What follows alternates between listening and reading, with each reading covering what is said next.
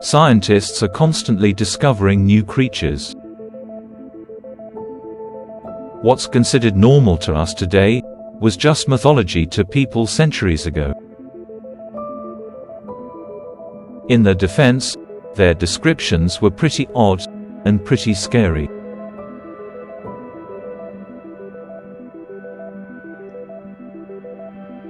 Sea unicorn.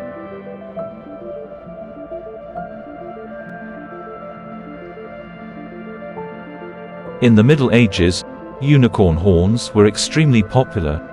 These mystical conical objects were being sold by Vikings at extreme prices. At the time, Vikings would hunt these creatures for their horns, yet didn't exactly know the creature they encountered. It was described as a sea unicorn by English explorer Martin Frobisher, who happened to stumble upon the dead creature during his Canadian expedition in 1577. He presented the creature's horn to the Queen. However, this horn wasn't a horn at all, rather, the tusk of what we know as the narwhal. Land unicorn.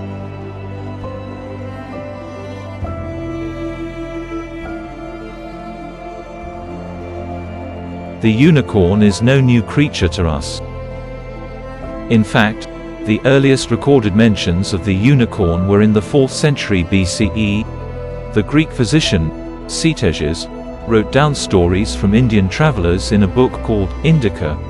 The region in which this takes place will be important later.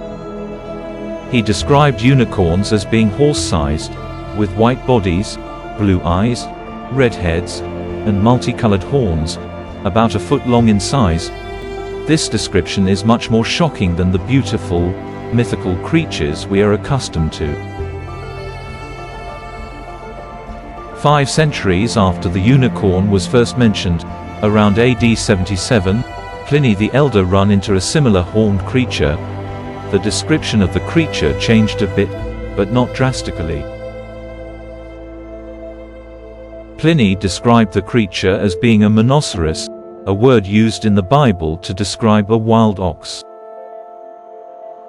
The creature he saw had the feet of an elephant, the tail of a boar, and the famous single black horn in the middle of its forehead.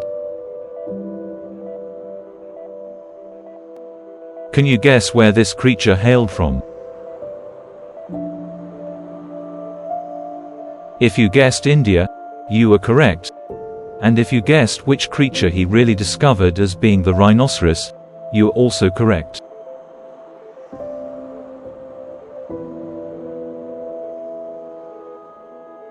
The dark, hairy human.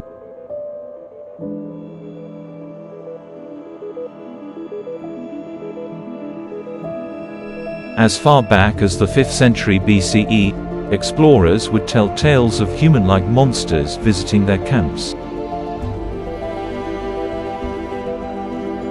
This may be the image that you all are picturing, but it wasn't Bigfoot. In 1847, Paul du Chaillu was the first explorer to really describe the hairy creature in the wild. The creature he described was not a hairy man, but a gorilla. Sea monster.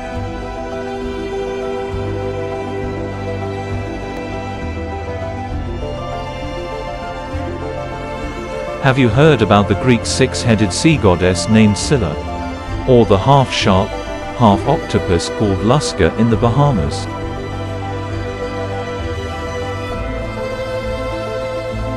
How about the Nordic legend of the Kraken?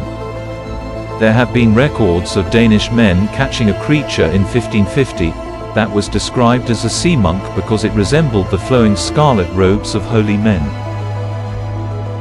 About 300 years later, Danish zoologist Japetus Steenstrup discovered the giant squid.